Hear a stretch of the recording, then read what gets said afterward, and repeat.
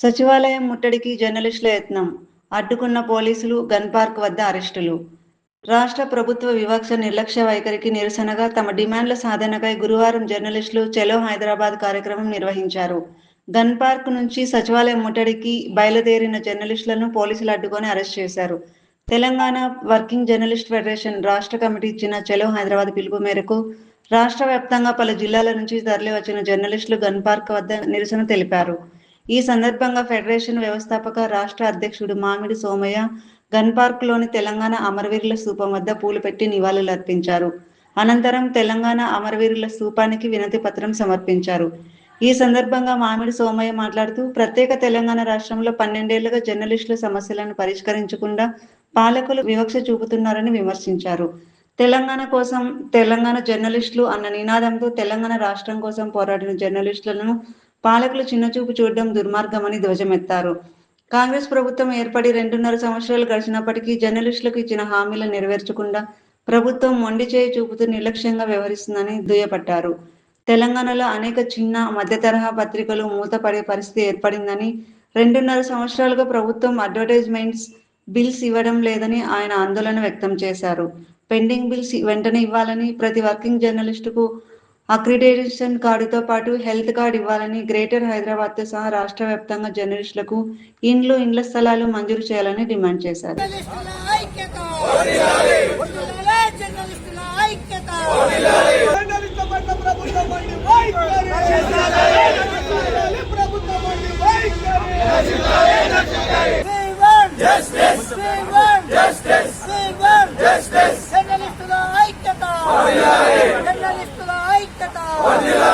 ఏదైతే మొత్తం ఉమ్మడి జిల్లాలు ఉన్నాయో ఇప్పుడున్నటువంటి తెలంగాణ స్టేట్ లో మొత్తం కూడా 46,706 మందికి అక్రిడేషన్ కార్డు ఇచ్చారు. జీవో నెంబర్ ఐఎన్పిఆర్ కార్యాలయం 103 జీవో ప్రకారంగా. కానీ ఇప్పుడున్నటువంటి రాష్ట్రంలో స్థాయిలో ఉన్నటువంటి జర్నలిస్టులు 16,000 మంది, మండల స్థాయి నుంచి నియోజకవర్గ స్థాయిల వరకు 28,000 మంది. ఈ విధంగా మీరు సబ్ డివిజన్ చేసి ప్రతి వర్కింగ్ జర్నలిస్ట్ కూడా అక్రిడేషన్ కార్డు ఇవ్వాలి. మీరు అర్హులైన వారు కాదు, ప్రతి వర్కింగ్ జర్నలిస్ట్ ఇవ్వాలి మీరు. ఎందుకంటే వితౌట్ శాలరీతో పనిచేసేది ఎవరంటే ఒక జర్నలిస్ట్ మిత్రుడు ఒక్కడే. ఎందుకంటే గతంలో ఉన్నటువంటి ఉమ్మడి ఆంధ్రప్రదేశ్ లో ఉన్నటువంటి ఆ తరుణంలో ఫ్రీగా మనకు అన్ని కూడా ఏదైతే టోల్ గేట్లు ఉన్నాయో అక్కడ కూడా మనకి మన అక్రిడేషన్ కార్డు చూపిస్తే ఫ్రీగా పంపించేవాళ్ళు. ఏంటంటే రేవంత్ రెడ్డి గారు చేసే పని రాష్ట్రాలు కాదు, దేశాలు కాదు, ప్రపంచంలో ఉన్న 103 దేశాలు నరమేధం సృష్టిస్తున్నటువంటి ట్రంప్ పేరు తీసుకొచ్చి హైదరాబాద్ లో ఉన్నటువంటి ఐటీ సిటీలలో దగ్గరలో ఉన్న డెవలపింగ్ ఇది ఏదైతే ఫైనాన్షియల్ డెవలప్ అవుతుందో ఆ ఏరియాకి ట్రంప్ పేరు పెడతారా? అంటే మీరు ఎటు తీసుకెళ్తున్నారు? తెలంగాణ రాష్ట్రాన్ని ఎటువంటి తీసుకెళ్తున్నారు? అది ఆలోచించుకోవాలి. మాకున్నటువంటి జర్నలిస్టులకి ఏదైతే ఎంప్లాయ్మెంట్ ఉన్నాయో చిన్న తరహా, మధ్య తరహా వారికి ఇవ్వాల్సినటువంటి యాడ్కి సంబంధించినటువంటి డబ్బులన్నీ కూడా మీరు వెంటనే చెల్లించాలి. లేని ఎడల ఈ యొక్క ఉద్యమాన్ని శాంతియుతంగా చూశారు. భవిష్యత్తులో దశల వారీగా ప్రభుత్వాన్ని గద్దదించే వరకు సోమయ్య గారి ఆధ్వర్యంలో మేము పనిచేస్తామని చెప్పేసి ప్రభుత్వాన్ని హెచ్చరిస్తూ ముగిస్తున్నాను. అందరం కూడా సెక్రటరీ దగ్గరే ఉన్నది. ఇక్కడి నుంచి మనం సెక్రటరీకి వెళ్దాం.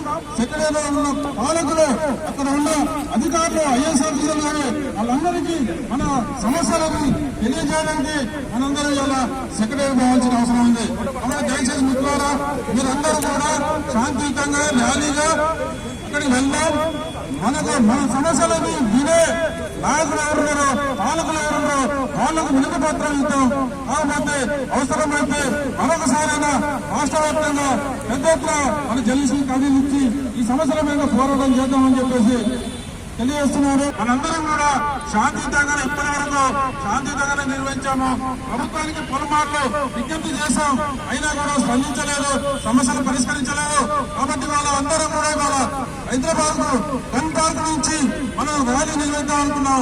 ఇవాళ ఐఎన్పిఆర్ హాస్పిటల్ పోతే అక్కడ ఎవరు లేరు, ఎవరు ఉండరు కూడా. అది ఒక శ్మశాన వాటికలాగా తయారైంది. ఇవాళ అక్కడ పోయి ఏం చేస్తాం? ఏ ఆఫీసర్ కూడా మన మొరం పట్టించుకోవట్లేరు. మనం ఎన్నోసార్లు గురించి పత్రం ఇచ్చాం, ధర్నాలు చేశాం.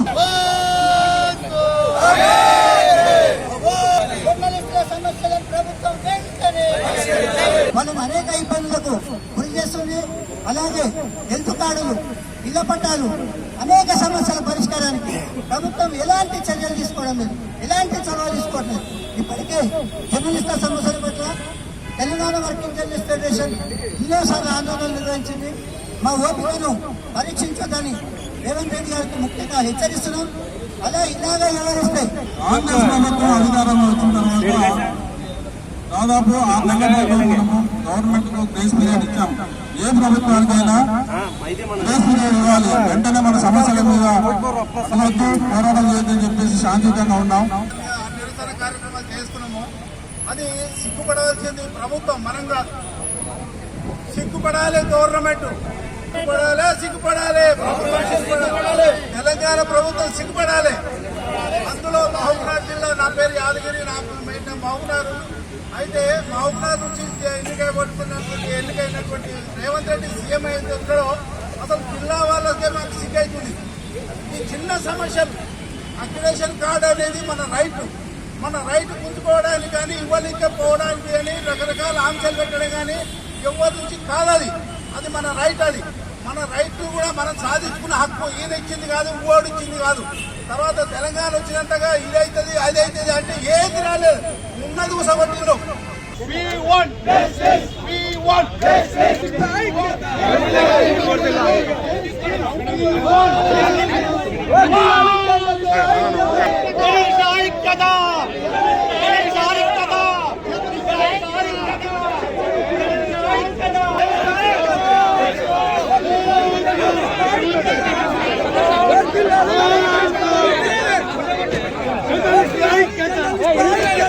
జిల్లాలో